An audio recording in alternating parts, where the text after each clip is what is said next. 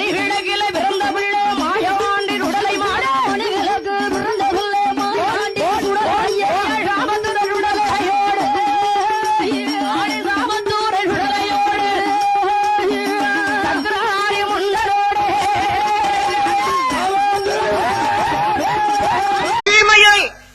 நம்ம தீமையிலே அவருக்கு பஸ் நிலையமே சிவலப்பெரிதான். ஆமா, சிவலப்பெரி.